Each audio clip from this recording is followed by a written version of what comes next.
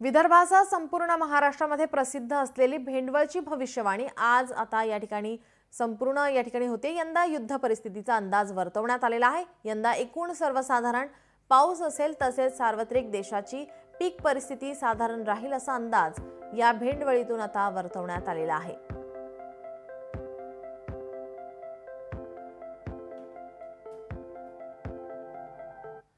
जळगाव जामोद तालुक्यातील भेंडवळची ही प्रसिद्ध भविष्यवाणी या ठिकाणी संपन्न झाली आहे। आपण येथे पाहू शकतो की या ठिकाणी ही भविष्यवाणी होते।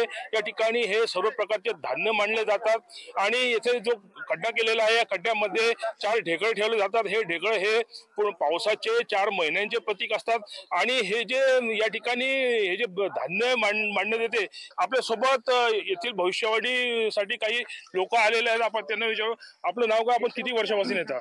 मी 10 वर्षापासून येतो इथं। आपला काय अनुभव आहे? अनुभव आमचे चांगले आहेत, जे सांगतात महाराज त्याच्यावर आम्ही भरोसा पूर्ण ठेवतो। अच्छा, आणि आपलं वर्षभराचं पिकाचं नियोजन याच्यावर असते का?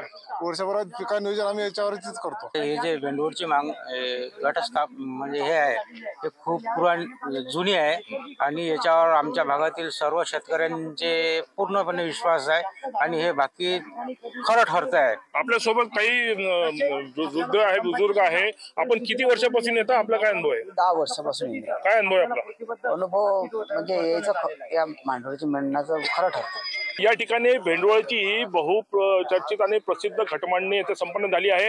या घटमांडणीमध्ये जे अंदाज वर्तवले जातात त्यानुसार इथे जे लोक येतात ते पूर्ण वर्षभराचं आपलं पिकांचं आणि सर्व नियोजन करीत असतात। लोकशाही मराठीसाठी संदीप शुक्ला, भेंडवळ, बुलढाणा। लोकशाही मराठी ऐका, पहा, जागरूक रहा।